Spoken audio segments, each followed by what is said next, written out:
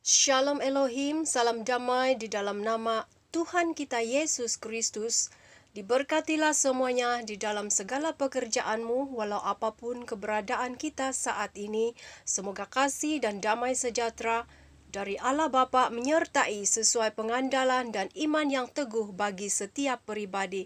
Sungguh suatu anugerah karena sehingga pada saat ini masih bernafas dan masih dimampukan untuk terus bersaksi dan bekerja bersama dengan Roh Alfa dan Omega, Roh Kudus, Roh kebenaran di dunia yang sangat gelap dan sangat jahat ini.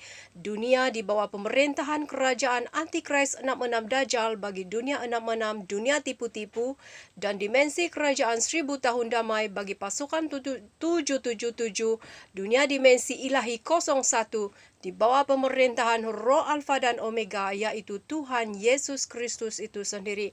Bagi mereka yang masih mengingat zaman ini, masih di zaman anugerah, ketahuilah zaman itu sudah lama ditutup. Demikian juga hukum kasih penalti yang berlangsung beberapa waktu itu juga sudah lama ditutup. Saat ini adalah setengah detik terakhir.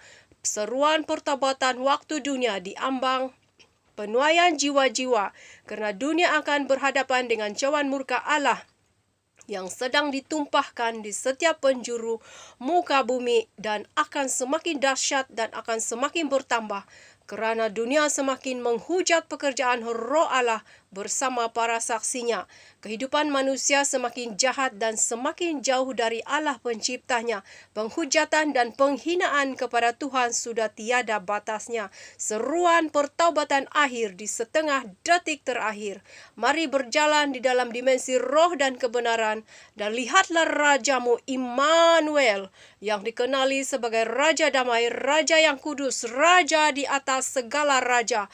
Dialah itu yang sedang engkau hina pada saat dan waktu ini. Engkau tertawakan dia, engkau tuduh sebagai ketua penyesat.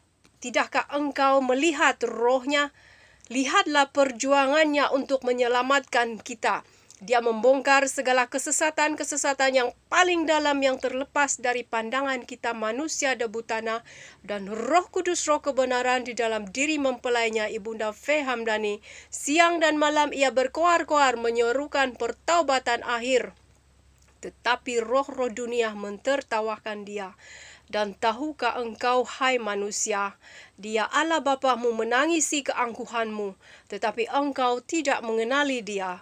Dia sedang melakukan pekerjaan yang besar di muka bumi ini, sesuai dengan penyingkapan demi penyingkapan dari gulungan kitab yang termeterai yang rahasia, namun dibukakan kepada anak-anak terang yang rendah hatinya. Dia tidak mencari dan memakai mereka yang angkuh dan sombong, mereka yang munafik, mereka yang terkenal dan yang mendapat penghormatan dari manusia. Tetapi dia mencari dan membukakan mata hati, mata roh bagi mereka yang hina dan tidak dipandang dunia, yang murni hatinya, yang rendah hatinya, yang sanggup memikul salib mengikut dia, yang rela ditegur, yang sanggup dibentuk, yang menangisi dosa-dosa pelanggarannya. Sesungguhnya berbahagialah manusia yang ditegur Allah, sebab itu janganlah engkau menolak didikan yang maha kuasa, supaya ia jangan murka dan kamu binasa di jalan, sebab mudah sekali murkahnya menyala. Berbahagialah semua orang yang berlindung kepadanya. Seruan pertobatan di setengah detik terakhir waktu dunia begitu hebat dikumandangkan, tetapi manusia sungguh tidak menyelami. Dan dari suku bangsaku sendiri, mereka masih terlena dengan minuman keras. Mereka tidak mau sedar. Mereka aman dan damai berhibur dengan lagu-lagu duniawi yang sedang memantra dan menghipnotis jiwa raga mereka. Sedangkan mereka yang hidup di kampung, di desa, punya kehidupan yang begini, lalu bagaimana dengan mereka yang hidup di kota-kota? Sesungguhnya Tuhanlah yang melihat. Hati ini sangat terbeban dengan suku dari bangsaku. Mereka harus bertaubat, bertaubat, bertaubat. Bertaubatlah engkau, hai suku bangsaku. Bertaubatlah, hai segala suku di keempat penjuru muka bumi ini.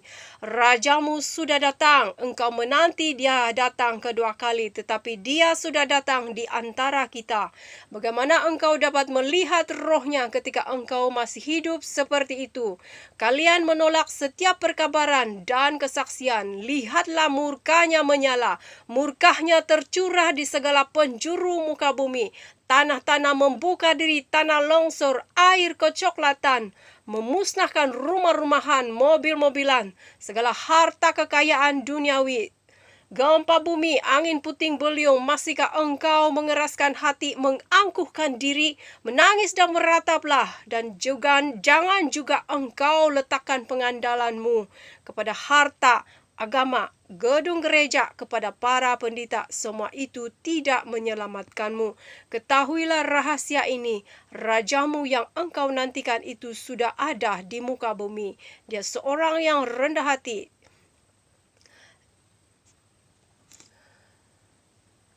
Saya tidak peduli lagi apa kata dunia, apa kata orang sekeliling. Dapatkah kita menutupi kebenaran dengan tidak mewar-warkannya ketika matamu melihat saat hatimu mengerti bahwa dialah itu?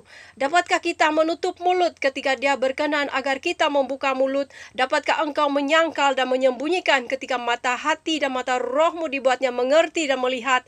Inilah yang terjadi kepada anak-anak pilihannya. Mereka bersaksi dan bersaksi, meterai tanda T di dahi mereka, dan tubuh mereka menyala dengan aura kemuliaan, cahaya kemuliaan dari surga, tanda kepemilikan Raja semesta alam. Ada kuasa di tangan kanan mereka.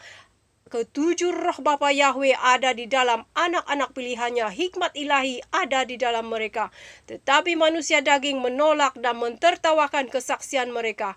Atau tahukah kamu atau tidak tahukah kamu bahwa yang engkau sedang mentertawakan penguasa alam? Karena mereka itu bekerja bersama dia. Para saksi tidak mengerjakan atas kehendak mereka sendiri, tetapi oleh dialah mereka bersaksi.